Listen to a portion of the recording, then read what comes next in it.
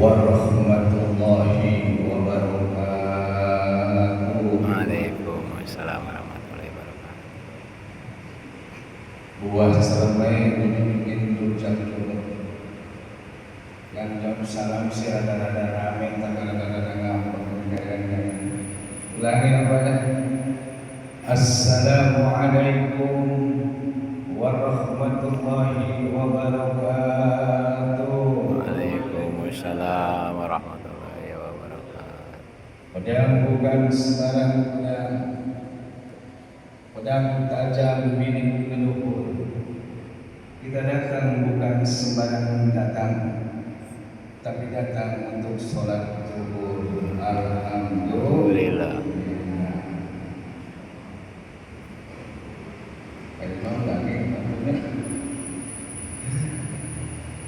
Ke kota Tasik beli pisau, jangan berisik, jangan galau. Beli gula aren disimpan di rumah. Orang rada-rada keren mau ceramah. Astagfirullah, saya bangga. Bismillah, alhamdulillah. Ala man syara minan din wa hadana siratil mustaqim wa ala alihi tahirin wa sahbihi ajma'in, amma ba'd. Faqad qala Allah ta'ala fi kitabihil karim wa huwa asdaqul qailin. A'udzu billahi as-sami'il 'alim minasy syaithanir rajim. Bismillahirrahmanirrahim. Wa ammal yatima fala taqhar. Sadaqallahul azim. Yang besar, alhamdulillah, puji syukur kita panjatkan Yang Maha Luhur, Yang Maha Luhur, yang wajib selalu kita bersyukur. Janganlah jadi orang takabur, apalagi kufur, karena kita semua pasti bakal masuk liang. Allah Subhanahu wa Ta'ala Maha Pengasih, kasihnya tak pernah pilih kasih ke seluruh makhluknya yang Allah ciptakan. Allah Maha Sayang, sayangnya tak pernah terbilang. Cucuran berahmat di mana-mana, nikmat selalu kita rasakan. Dari mulai tidur, bangun, bahkan sampai tidur kembali. Salawat serta salam marilah kita sama-sama curahkan kepada Nabi Allah, Nabi akhir zaman, Nabi yang agung Habibana wa Nabiyana Muhammad sallallahu alaihi wasallam. Yang besar sangka sebut gelar, yang kecil sangka sanggup sebut nama. Para alim, para ulama saya hormati keilmuan dan ahli ibadahnya. Para pimpinan saya hormati amanahnya. Ketua masjid dan jajarannya Masjid Al-Ittihad. Alhamdulillah hadir di sini Bapak Asda. Mudah-mudahan beliau panjang umur sehat terus. Para jamaah semua yang rutinitas sholat zuhur, sholat asar, maghrib, isya, subuh. Mudah-mudahan Allah berikan keberkahan buat kita semua. Tak panjang kalam sesuai dengan tema, yaitu orang yang menyakiti anak yatim dan berada di surganya Allah Subhanahu wa Ta'ala. Hari ini adalah hari Asyura, tanggal 10 Muharram. Versi kita, versi pemerintah. Karena Nahdlatul Ulama ternyata hari ini bukan tanggal 9, tanggal 1-nya hari Rabu, dan yang umum kita banyak hari Selasa. Setelahnya dicari hilangannya ternyata malam Rabu baru tanggal 1. Maka besok baru tanggal 10. Yang jelas kita sama-sama di bulan Muharram ini luar biasa. Kata Rasul, "Man kana yaumu khair min amsi bahwa."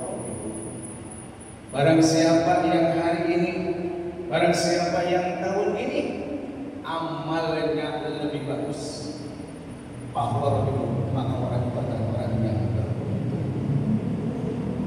Wa man kana misla amsihi fa huwa maqbul.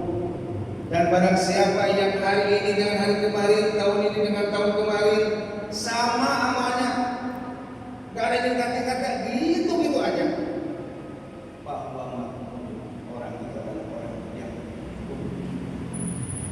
Lebih parah lagi, wa man kana sarun min amsi bahwa manhum.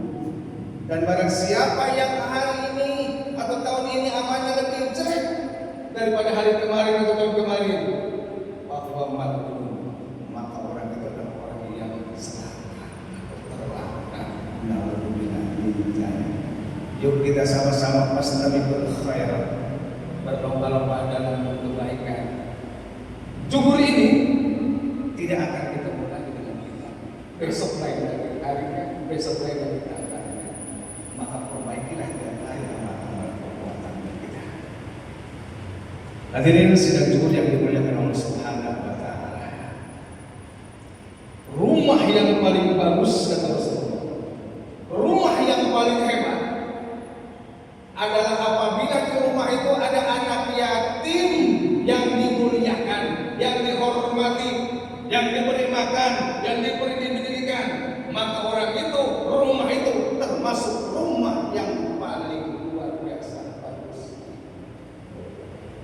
Tapi sebaliknya, kalau rumah itu ada anak yatim, dia menyia-nyiakan anak yatim, tidak dikasih makan, tidak kasih pendidikan.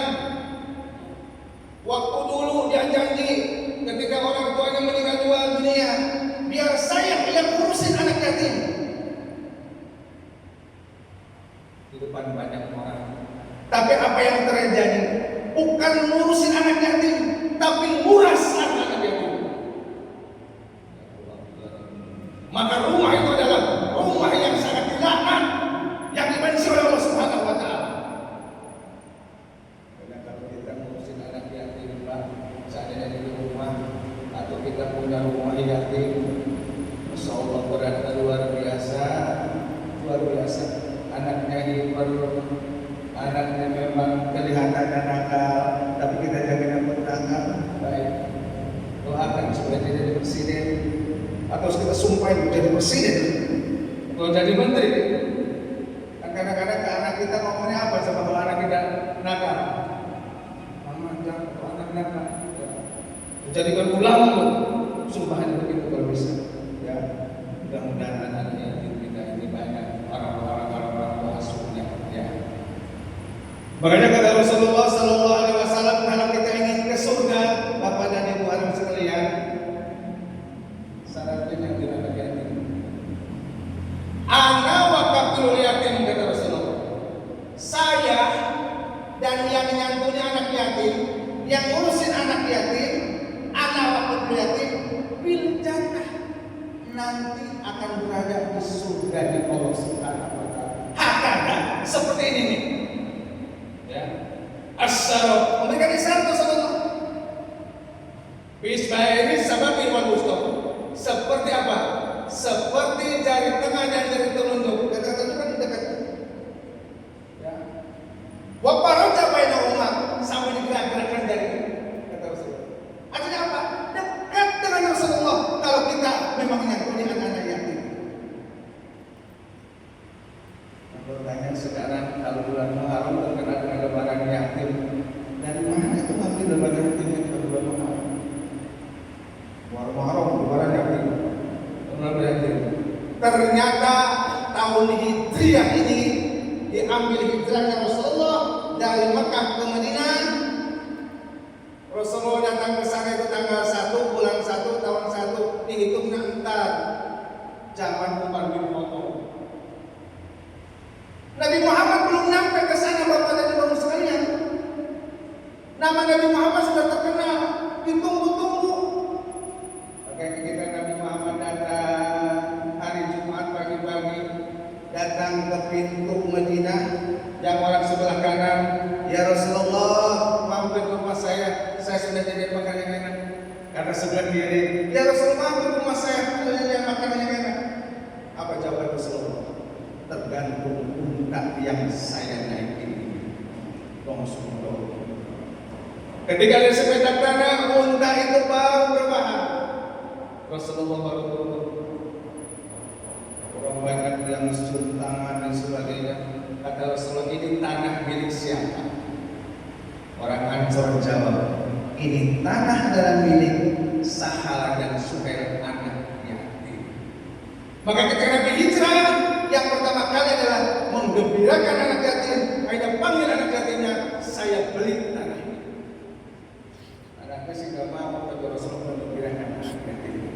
Pagi-pagi Rasulullah sudah menggembirakan anak yatim, beli tanah itu, dan Rasulullah bikin rumah di sana. Karena itu hari Jumat dan perintah Jumatan pada hari itu, bikin batu-batunya ditumpuk di pinggir-pinggir. Atasnya ada kelapa. Kurang lebih yang sholat Jumat ini 40 atau lebih, makanya baca besar ini sana sholat Jumat minimal 40 orang. Di sana kami dari sana.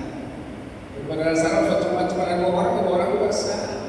Macam yang lain, ya. Dan 40 orang itu adalah orang-orang yang ahli fikih, ahli tafsir. Kalau kita yakin di sini saya baca Masjid Al-Ijtihad, jangan rumahnya jangan hafal tafsir, nggak hafal dan sebagainya. Makanya orang-orang yang masih tasawuf kadang ditambah dengan kajiannya sholat duha, ya. Jadi jangan kaget kalau habis sholat Jumat terus sholat duha lagi. Dia mengisyaratkan bahwa khawatir yang 40 orang itu nggak paham tentang begini dan sebagainya. Jelas-jelasnya adalah dalilnya adalah sholat Jumat terus sholat duha tidak sholat. Akhirnya apa? Rasulullah menghormatinya kepada anak yatim seperti itu, ya. Makanya di sana Rasulullah bikin rumah, bikin masjid besar. Rasulullah wafat dikubur di sana di kamar Aisyah. Akhirnya apa terjadi? Makamnya sekarang ada di dalam masjid Madinah. Mendebar seperti itu.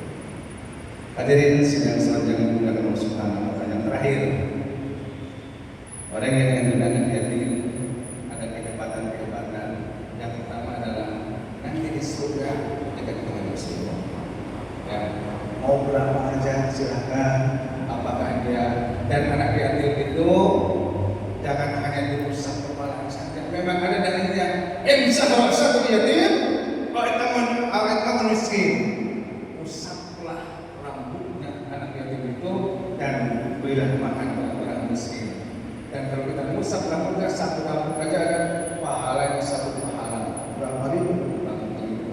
Ternyata maksud itu bukan hanya musab, ngasih biaya. Sekarang ke sana ngasih apalagi makan, ngasih pendidikannya, ya sudah sampai mana kita ini memberikan seperti minimal yang kalau ada di perkumpulan majelis taklim atau di masjid ada santunan dan kita kalau memang mampu memberi berapa saja yakin mudah-mudahan Amin. Yang kedua, orang yang nanti anak yatim jaminan masuk ke surga. Karena kata Rasul, anak waktu yatim berzana, saya dan anak yatim berada di surga. Yang ketiga adalah menghapus dosa-dosa kita dan menolak pahala kita. Ya. Dan yang keempatnya mengembangkan rezekinya orang yang ya. Yang terakhir, doa anak yatim diijabah. Kalau kita kumpulkan anak yatim, yuk kita sama-sama makan, kita sampai amplop kalau kita ada undang gitu kan.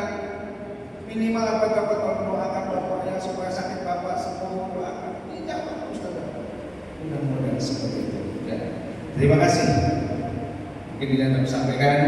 Mudah-mudahan kita termasuk yang diridhoi oleh Allah Subhanahu wa Ta'ala. Akhirnya saya mohon maaf, ngomong pakai roti, saya banyak ngomong, jangan diambil hati, jangan lupa kita ini yaitu naik kuda pada kecamatan, jangan ada dusta di antara kita. Mudah-mudahan kita berikan keberkahan Allah. Ayatul kalam, Allahumma biqillah. Wassalamualaikum warahmatullahi